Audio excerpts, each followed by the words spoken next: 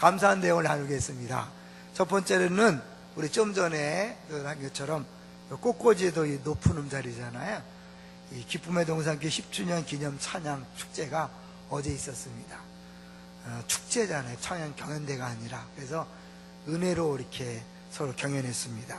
제가 팀들을 보면서 느끼는 게 10년 동안 하나님이 정말 보석과 같은 귀한 일꾼들을 우리에게 보내주시고 아름다운 공동체들을 세우셨구나.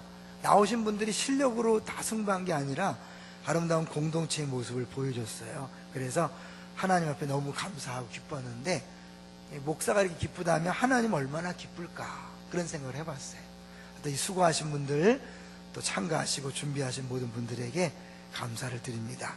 두 번째는 좀 전에 나왔던 그 팀이요, 그 10년 동안 6개의 패밀리가 분방된 팀이에요. 한 패밀리에서 6개의 패밀리가 분방돼서 그 순장과 아이들이 함께 나와서 찬양하고 율동을 했습니다. 우리 교회 10년의 풍성한 열매를 보여주는 또 하나의 모습이어서 더 감사했고, 또 심사위원들이 한마음으로 1등을 뽑아줘서 다시 이렇게 모습을 보일 수 있었어요. 계속해서 공동체 아름답게 이루어가신 모든 분들에게 감사를 드립니다. 세 번째로는 제 목소리가 안 좋죠. 죄송합니다. 제가 이제 이 10월 29일이 우리 교회가 파송 예배를 받은 날이에요. 2006년 8월 29일 날 파송 예배를 드렸기 때문에 실제적인 기쁨의 동산교회 독립 만 10년 된 거죠. 그러니까 한 주간 동안 10월 29일을 생각하면서 하나님이 하셨구나 라는 것들을 감사하도록 하나님이 몸을 이렇게 좀 아프게 한 것 같아요. 그래서 너 내가 했다는 걸 인정해라. 그래서 하나님 맞습니다. 하나님 건강 주지 않았으면 못했습니다. 철저하게 인정하면서 불쌍히 여겨주시고 살려주십시오. 그렇게 한 주간을 보냈어요. 겸손하게. 그래서 다시 한번 새로운 10년은 기쁨과 감사함으로 다시 시작하려고 결단하는 한 주간이었습니다. 오늘 목소리가 별로 안 좋아도 좀 이해하고 들어주십시오. 자, 이제 오늘 제목을 한번 보겠습니다. 오늘 제목이 뭡니까? 개혁돼야 한다. 우리는 개혁돼야 한다. 별로 제목이 안 좋을 거예요. 사람들은요, 개혁에 대해서 얘기하면요, 거의 90% 이상이 개혁이 필요하다. 교회 개혁이 필요하다. 나라 개혁이 필요하다. 패밀리와 가정의 개혁이 필요하다. 그런데 당신도 개혁이 필요하다 그러면요, 싫어해요. 다른 사람은 다 개혁의 대상이 되지만 나만은 아니라고 생각해요. 거기서부터 우리가 사실은 다시 시작해야 돼요. 많은 사람들이 다른 사람을 지적하고 판단하고 다른 사람이 변화되길 원하지만 정작 자기 자신은 아니라고 하기 때문에 본인도 힘들고 가정도 힘들고 공동체도 힘든 거죠. 사실 오늘이 왜 이 개혁이 있냐면 오늘이 종교개혁주일이에요. 1517년 10월 31일 날, 그러니까 오늘이 10월 30일이니까 내일이죠. 31일 날 95개조의 반박문을 우리 마틴 루터, 그때 사제죠, 비텐베르그 성당에 딱 붙이면서 종교개혁이 시작됐죠. 그래서 올해가 499주년, 내년이면 이제 500주년인데요. 그래서 우리도 이제 종교개혁주일에 맞춰서 개혁돼야 된다. 그런데 다른 사람이 아니라 나다. 여기 좋은 제목은 당신도 해야 되는데, 그러면 기분 나쁠까봐 그냥 우리도 이렇게 바꾼 거예요. 우리도. 사실은 사람은요, 죄성이 있어서 누구나 시간이 지나면 다 부패하게 돼 있고 문제가 있게 돼 있어요. 여러분 그걸 아셔야 돼요. 이건 어느 누구의 문제가 아니라 모든 사람이 다 시간이 지나면 다 문제가 있게 돼 있어요. 왜? 그게 죄인의 모습이거든요. 이 마틴 루터를 비롯한 종교개혁자들이 종교개혁을 일으킨 이유가 뭡니까? 이 천주교가 천국 가는 티켓을 팔았잖아요. 돈을 주고 이렇게 표를 사면 면죄부라 그래서 그 천국 가는 티켓을 판 거예요. 어떻게 보면 천국 간다 그러니까 복음처럼 보이지만 전혀 비성경적인 거죠. 근데 그런 일들을 너무 많이 자행하고 그러면서 이 마틴 루터를 비롯한 사람들이 그 천주교 밑에서 너무 힘든 거예요. 아무래도 기쁨이 없고, 그다가 성경을 읽으면서 아니구나. 그래서 그들이 세 가지를 외쳤죠. 솔라 스크립처,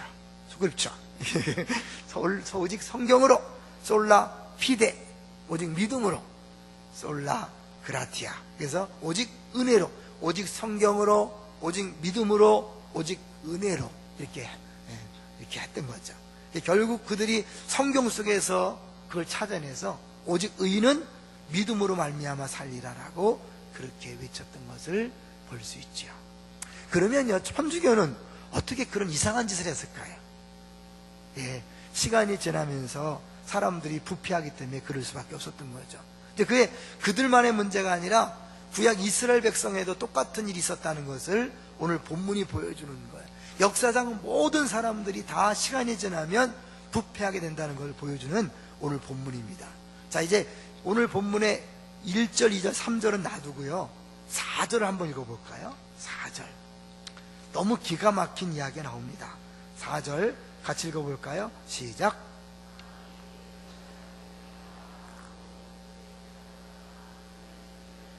명령하여 바알과 아세라와 이를 성신을 위하여 만든 그릇들을 여호와의 성전에서 내다가 예루살렘 바깥 기드론 밭에서 불사르고 그것들의 죄를 베들로 가져가게 하고. 여기 봐요. 참 이상한 건 뭐냐면요, 여호와의 성전에서 그릇들을 내가는데 누구를 위한 그릇이라고 그랬어요? 바알과 아세라와 하늘의 1월 성신을 위하여 만든 그릇이에요. 하나님이 가장 싫어하는 우상 중에 하나가 바알과 아세라였어요. 가나안 땅에 그 주민들이 섬겼던 풍요의 신 바알과 아세라를 그렇게 하나님이 경계했는데, 이들이 성전 안에 그 바알과 아세라 상을 위한 그릇들을 갖다 놨던 건 뭐예요? 그를 위한 제사를 지내고 그들을 위한 그런 예식을 했다는 거죠. 어떻게 성전 안에 그런 걸 갖다 놓을 생각을 했을까요? 시간이 지나면서 조금씩 자기도 모르게 그렇게 한 거죠. 더 기가 막힌 건 7절 볼까요? 7절 시작. 또 여호와의 성전 가운데 남창의 집을 헐었으니 그것은 여인이 아세라를 위하여 휘장을 짜는 처소였도다. 성전 가운데 남자 창기의 집이 있었대요. 이게 무슨 말이에요? 여러분, 바알과 아세라는 굉장히 음란한 신이에요. 말로는 풍요의 신이지만 이들이 이렇게요, 사람들이 이렇게 성행위를 하는 걸 보고 자기들도 흥분해서 이렇게 많은 생산을 낸다, 그렇게 말하는 신이에요. 그러니까 이 성전 안에, 자기들의 선 안에 창기들이 있어서 공적으로 성행위를 하는 거예요. 근데 그것이 어디에서 벌어졌다고요? 성전 안에서요. 이게 말이 됩니까? 그런데 유다 왕들이 통치하는 그 이스라엘의 유다의 성전에서 이런 일이 벌어진 거죠. 근데 이게요, 이 마틴 루터 당시에 면죄부를 팔았던 그 엄청난 부패와 이상한 일과 이런 일을 볼 때 역사적으로 매 시대마다 이런 것들이 있다는 것을 우리에게 보여주고 있는 거죠. 그런가 하면요, 예수님 당시는 어땠습니까? 예수님 당시에 예루살렘 성전을 강도의 구려를 만든다고 예수님이 막 지적을 하셨잖아요. 채찍으로 쫓아내셨잖아요. 그 성전이 어떻게 강도의 구려 됐을까요? 우리 양심의 가책이 없었을까요? 예, 그들은 그걸 관행으로 알았고 당연한 것으로 알았기 때문에 문제가 되지 않았어요. 근데 더 무서운 것은요, 사실 바리새인들의 그 자기 의를 자기가 의롭다고 확신하는 거예요. 우리 지난주 봤잖아요. 그래서 이런 말이 있어요.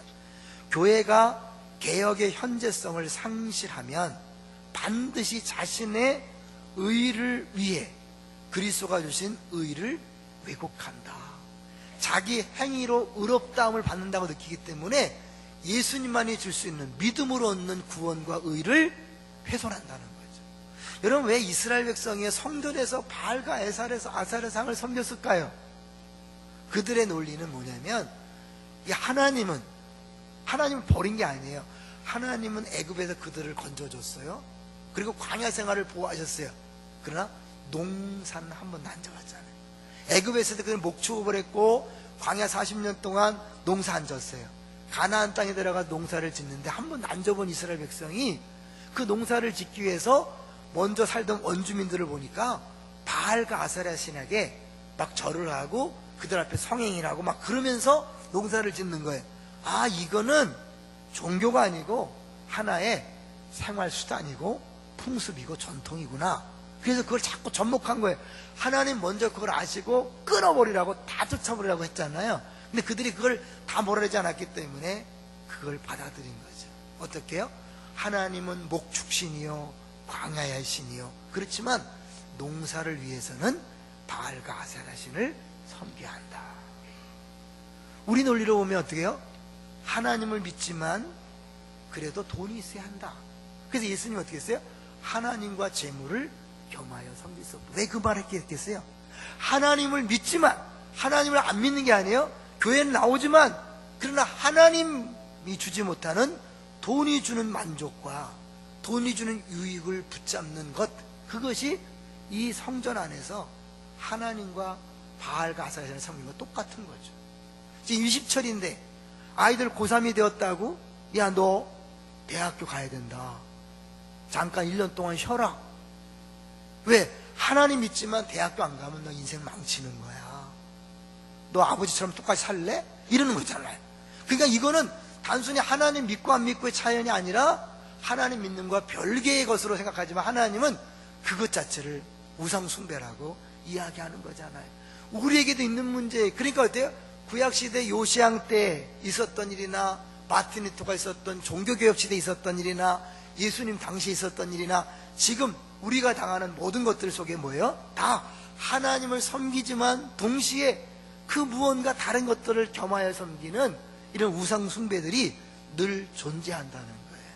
그걸 우리가 인정해야 돼요.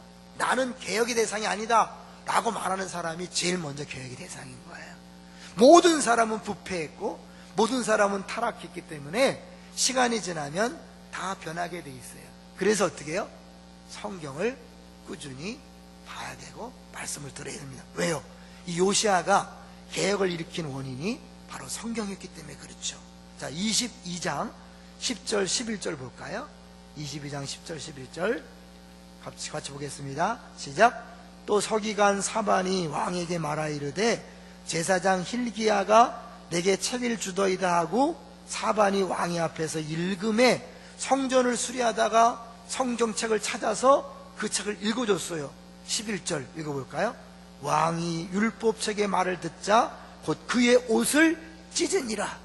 그 말씀을 듣고 회개하면서 자기 옷을 찢었어요. 근데 그것을 하나님이 어떻게 보셨냐면 19절에 선지자를 통해서 하나님이 그 요시아의 속마음을 이렇게 보신 거예요. 자, 19절 시작.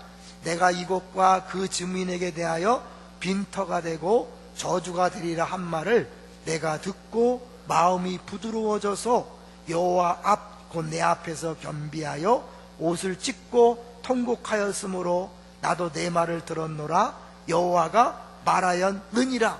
하나님이 요시아를 이렇게 말한 거예요. 내가 듣고 마음이 부드러워져서 여호와 앞 곧 내 앞에서 겸비하여 옷을 찢고 통곡했으므로 나도 내 말을 들었다. 요시아가요 사실은 마지막 유다의 마지막 불꽃처럼 그렇게 개혁을 일으켰지만 결국 그 아들과 손자 때 또 우상숭배하고 그 아버지 할아버지 때 우상숭배해서 결국 유다는 망합니다. 그러나 요시아 때 그가 놀라운 종교개혁을 이루죠. 근데요 이 종교개혁을요 이 요시아가 즉위하자마자 한 게 아니에요. 요시아는 8살에 즉위했는데 이 종교개혁은 18년 뒤에 했어요.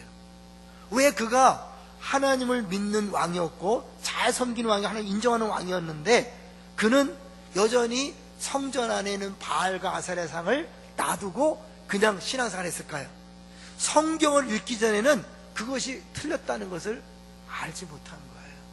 우리가 오랫동안 내려온 전통들, 오랫동안 내려온 신앙 습관들, 이런 것들 통해서 우리가 분명히 하나님 앞에 잘못하고 있음에도 불구하고 본인이 틀렸다고 인정을 안 하는 거예요.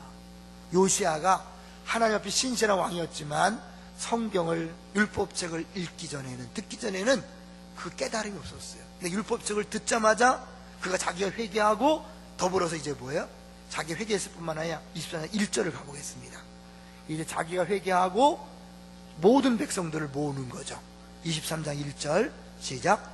왕이 보내 유다와 예루살렘의 모든 장로를 자기에게로 모으고 2절 이에 왕이 여호와의 성전에 올라가매 유다 모든 사람과 예루살렘 주민과 제사장들과 선지자들과 모든 백성이 노소를 막론하고 다 왕과 함께 앉으라.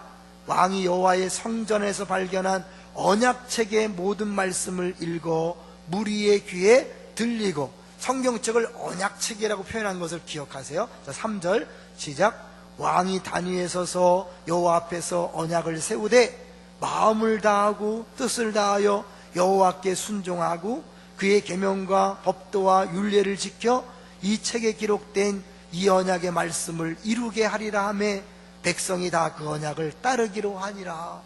언약이란 게 뭐죠? 간단히 말하면 하나님이 우리의 하나님이 되시고 우리는 그의 백성이 되는 거잖아요. 그러면 하나님이 우리 하나님 된다는 건 뭐야? 하나님만 섬기기로 약속하는 거예요. 우상은 다 버리고 오직 하나님만 유일신으로 섬기겠다. 이것이 언약이에요. 그러면 하나님이 네가 네 생활을, 내가 네 생활을 책임지고 네 모든 것들을 다 공급하고 너에게 성경에 나타난 모든 축복을 다 주겠다, 그런 거예요. 근데 이들이 사실은 하나님 말씀을 지키지 않으므로 계속해서 저주가 임하고 심판이 임하고 고통이 임했지만 그들은 그것이 언약을 어겼기 때문에 왔다고 생각하지 않고 뭐예요? 아까 얘기했잖아. 농사가 안 되면 하나님 앞에 무슨 죄를 졌나 봐야 될 거 아니에요. 근데 뭐예요? 농사를 안 됐을 때 그거를 하나님 앞에 갖고 나간 게 아니라, 농사를 위해서는 바알과 아세라신을 섬겨야 되겠구만, 이렇게 된 거거든요. 근데 성경을 보니까 아니다, 하나님을 섬긴다는 건 뭐예요? 나 외에 다른 신을 내게 주지 말지라. 어떤 것도 우상으로 만들지 말라. 하나님 말씀이 분명하기 때문에 그걸 깨닫고 이제 다시 제자리에 돌아가는 거죠. 말씀을 읽기 전에는요, 내 생각과 내 느낌대로 세상에서 보고 경험한 대로 신앙생활하기 때문에 자기가 틀린 줄 모르는 거예요. 그래서 여러분, 하나님 말씀을 잘 들으셔야 합니다. 읽으셔야 합니다. 하나님 말씀을 가까이 하셔야 합니다. 얼마나 가까이 되죠? 주야로 그 말씀을 묵상하는 자가 복 있는 자라고 그랬잖아요. 그렇게 말씀을 가까이 하지 않으면 우리가 보는 TV와 신문과 방송과 세상 사람들이 주는 그 가치관에 우리도 함몰되어서 신앙생활도 똑같이 하는 거죠. 하나님이 그 가운데 복을 줄 수 없는데 그 가운데서 우리는 뭐예요? 괜찮겠지 하고 엉뚱한 것에 해결책을 찾는 거죠. 아니라는 거죠. 하나님 말씀을 여러분이 가까이 하셔야 합니다. 사실 이 종교개혁의 핵심은 성경이었잖아요. 하나 재미난 일이 있었는데요. 예화가 진짜 일이 있었는데요. 스위스 취리히에서 종교개혁이 이루어진 그 배경이 뭐냐면 소세지 사건이에요. 소세지 사건. 소세지 때문에 종교개혁이 이루어졌어요. 스위스에서요.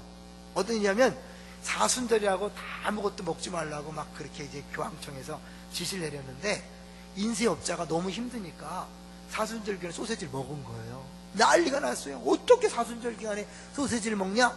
근데 그 자리에 쯔빙글이라는 이 사람이 있어갖고 설교하고 이 논문을 통하여 반박한 거예요. 성경 어디에 사순절이라고 소세지 먹지 말라는 게 있었냐? 그러면서 성경 어디에 그런 것도 없다? 그러면서 반박한 거예요. 그러면서 거기에 막 본격적으로 이 종교개혁이 이루어진 거죠. 하나님 말씀이 들어갔을 때 실제적인 계획이 이루어진 거예요. 그게 사실은 이 유럽교회가 다 망할 수밖에 없는 게요, 이때만 해도 이 마틴 루터 칼빈이 있을 때만 해도 유럽이 소망이 있었지만요, 지금은 어떻게 했어요? 많이 다 문 닫았잖아요. 왜? 이 유럽의 교회들이 돌아가야 될 성경을 버렸거든요. 백투더 바이블을 할 수가 없는 거예요. 왜냐하면 이 성경을 하나님 말씀으로 인정하지 않아요. 아시죠? 자유주의 신학이라는 게 뭐냐면 이 성경 안에는 인간의 말도 들어있고 설화도 들어있고 전설도 들어있고 다 그렇기 때문에 하나님 말씀이 아니다, 다 막 쪼개는 거예요. 그러다 보니까 믿을 게 없죠. 말씀으로 돌아갈 수 없으니까 유럽교회가 문을 닫을 수밖에 없는 거죠. 여러분, 우리가 그런 오류를 반복해서는 안 됩니다. 우리 끊임없이 성경으로 돌아가는 우리 모두가 되시기를 주의 이름으로 축원합니다. 두 번째로는요, 다시 처음으로 돌아가는 것입니다. 여러분, 이게 개혁이라는 게요, 뭐 새로운 게 하는 게 아니에요. 원래 처음의 자리로 돌아가는 거죠. 여기 보면 어떻게 해요? 이 성전 안에 있었던 우상들을 다 내보내고 다 깨트리고 부수는 것, 그 원래 잘 돌아가는 거예요. 사실 이것은 다윗의 성전 신앙으로 돌아가는 거죠. 다윗 때 성전은 짓지 못했지만 성전에 사모함이 있었고, 솔로몬 때 성전을 졌는데 이 솔로몬이 성전을 짓고 나서 곧바로 우상 숭배를 했잖아요. 이방 여인들 결혼해갖고. 그러니까 결국 솔로몬 시대부터 요시아 왕까지 계속해서 했던 우상 숭배를 척결하는 그게 종교 개혁이 원래 처음으로 돌아가는 거예요. 마틴 루터와 칼빈이 했던 종교 개혁도 그게 성경을 근거로 해서 다시 초대교로 돌아가는 거잖아요. 여러분, 우리도 마찬가지입니다. 사실 우리가 아까 얘기했지만 늘 시간이 지나면 변질되게 돼 있어요. 달라지게 돼 있다니까요. 거부하고 싶은 분에게 한 가지 이렇게 설명을 하려고 합니다. 여러분, 처음 예수 믿었을 때의 그 신나고 행복한 얼굴과 지금의 얼굴이 어떻게 됐나요? 네? 여러분, 처음 예수 믿을 때는 정말 행복하지 않았나요? 그 어디나 하늘나라 하면서 찬송만 불러도 눈물 나고 말씀이 다 꿀송이처럼 달고 은혜가 됐는데, 언제부턴가 찬송 때도 감격이 없고 말씀을 들어도 감각이 없고 기도도 안 되고 기쁨도 사라지고. 왜 그럴까요? 변한 거죠.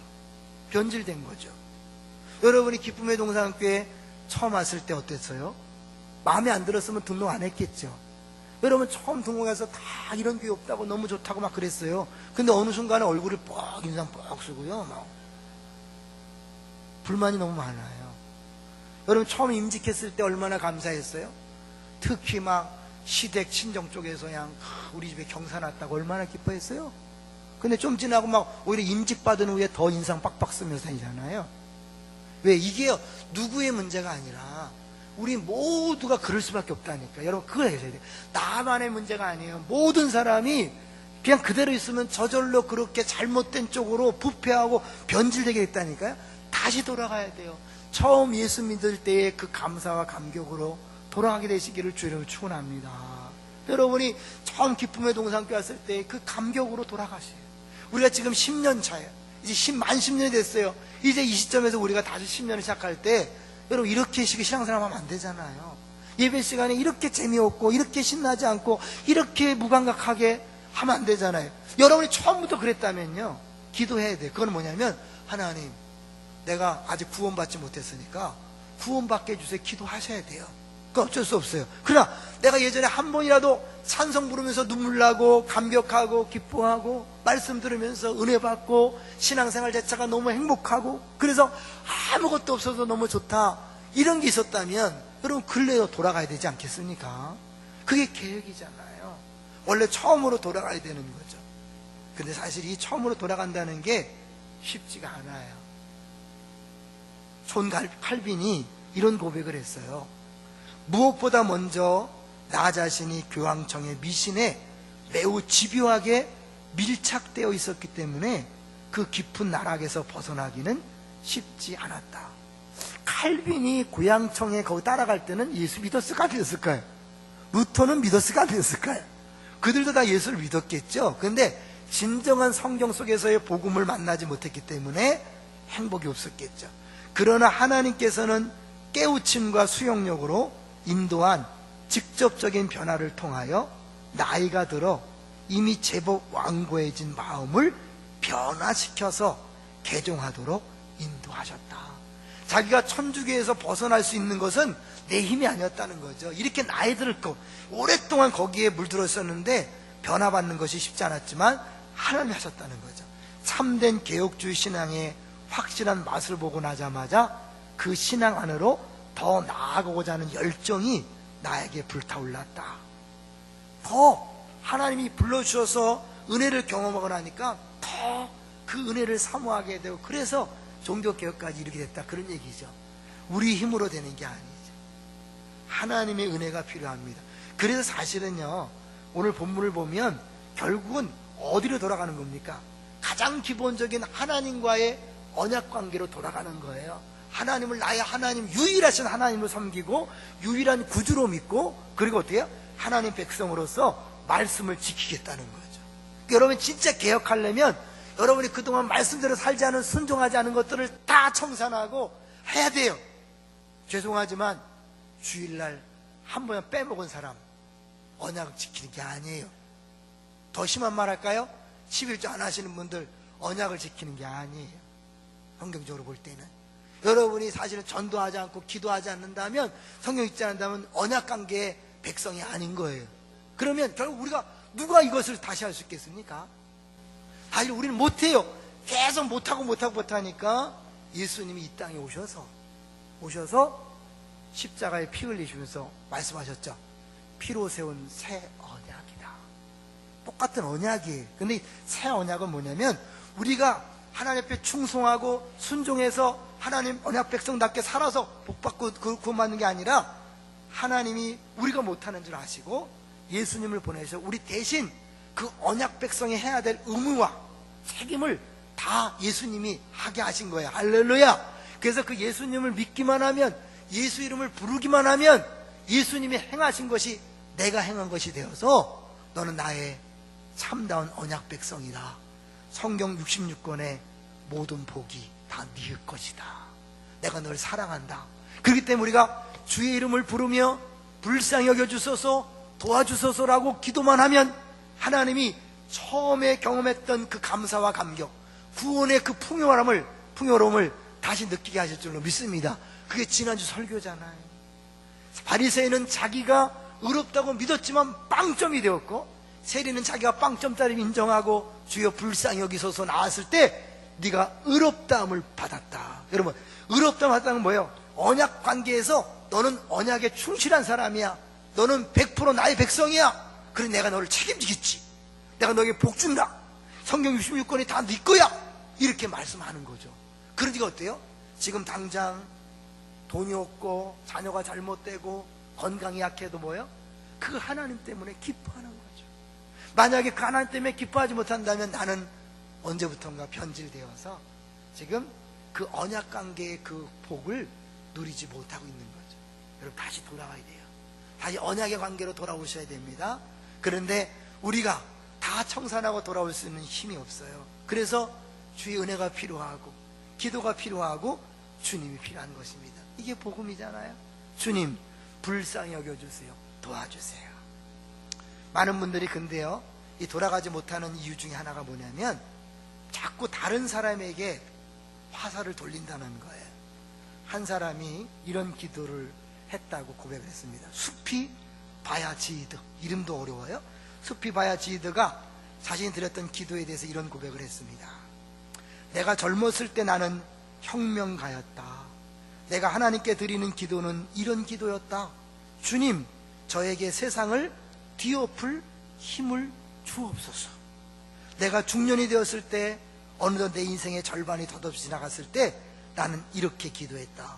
주님, 나와 만나는 모든 사람들을 변화시킬 수 있는 힘을 저에게 주옵소서. 계속 뭐예요? 내가 세상을 변화시키고 사람을 변화시키는 거예요. 그런데 그 후에 더 나이가 들어 인생을 깨달으면서 나는 이렇게 기도했다. 주님, 나와 만나는 모든 사람들을 변화시키기 전에 내가 먼저 만족해야겠습니다. 그러니 제 주변의 사람들을 만족할 힘을 주옵소서. 아직까지 자기야. 자기가 변하지 않고 다른 사람들을 이상한 걸 내가 받아주게 해달라는 거야. 그리고 나서 내가 늙고 나의 여생을 헤아리게 되면서 나는 나의 우매함을 깨닫고 이렇게 기도했다. 주님, 저에게 제 자신을 변화시킬 수 있는 힘을 주시옵소서. 그리고 그는 다시 중요한 고백을 했다. 내가 되돌아보건대 나의 생애 처음부터 나의 기도가 이런 것이었다면 나의 생은 결코 허송되지 않았을 것이며 나의 삶도 오늘과 같지 않았을 것이다. 아직도 여러분이 기도하는데 다른 사람에 대하여 다른 사람을 변화시켜달라고 기도하고 있지 않습니까? 우리 아내가 문제고 남편이 문제고 자녀가 문제고 부모가 문제고 목사가 문제고 또 순장이 문제고 다른 사람이 문제고 나는 문제가 없다고 생각하십니까? 평생 감사와 기쁨은 못 누릴 것입니다. 내가 먼저 철저하게 개혁의 대상임을 인정하셔야 합니다. 부패한 인간이기 때문에 나도 모르는 사이에 이미 나도 변질되었고 잘못되었기 때문에 성경을 통하여 돌아가야 합니다. 아니 다른 거 필요 없잖아요. 여러분이 지금 신앙생활하면서 기쁨이 없다면, 감사가 없다면, 감격이 없다면 그 자체가 이미 변질된 거잖아요. 그렇다면 겸손하게 주 앞에 엎드려서 주님, 이제 내가 다른 사람 변화시켜달라고 기도하지 않겠습니다. 나를 먼저 변화시켜 주십시오. 내가 변화돼야 내 남편과 아내와 내 자녀와 부모가 행복합니다. 본인이 개혁의 대상인데 가족들 탓만 하고 있고 공동체 탓만 하면 그 사람 옆에 있는 사람은 너무 지옥이에요. 그러나 내가 개혁의 대상입니다. 주님 불쌍히 여겨주셔서 내가 그래서 천국을 경험하면, 내가 행복하면 내 주변 사람들이 편안하잖아요. 내가 맨날 성질나서 소리 지르고 맨날 쓱씩대고 막 분노하고 있으면 주변 사람들이 어렵잖아요. 교회 와서도 정말 감사하면서 기뻐하며 기쁨의 동산교회인데 왜 인상 쓰고 있어요? 뭐가 이렇게 불만이에요? 목사가 불만인가요? 왜 설교 쳤다시지 않아?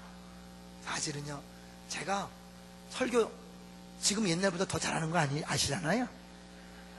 여러분들 설교 못할 때 등록했잖아요. 근데 이제 와서 여러분 탓하면 안 되죠. 그러니까 여러분, 목사 문제가 아니라는 거예요. 교회 상황 문제가 아니라 나도 모르게 지금 잘못됐잖아요. 그러니까 어떻게 해요? 내가 주님 나를 변화시켜 주십시오라고 기도하시되, 내가 힘이 없으니 주님 불쌍히 여달라고 기도하십시오. 그러면 주님께서 예수님 때문에 그 기도할 때마다 66권 다 네 거야, 네 거. 모든 복이 네 거야. 은혜가 네 거야. 그래서 내 안에 감사와 기쁨이 다시 회복될 줄로 믿습니다. 이건 특별한 노력이 필요한 게 아니에요. 특별한 공로가 필요한 게 아니에요. 10년, 20년 믿어야 되는 게 아니에요. 처음 예수 믿을 때 주어졌던, 은혜로 주어졌던 그 감사와 감격이 매 순간마다 주님 불쌍히 여겨주세요, 나를 변화시켜주세요, 새롭게 해주세요 라고 고백하는 순간 다시, 그래 내가 널 사랑해, 내가 너를 기뻐해, 넌 내 백성이야, 내 자녀야, 이 모든 게 네 거야 되는 거죠. 찬양을 하나 했으면 좋겠습니다.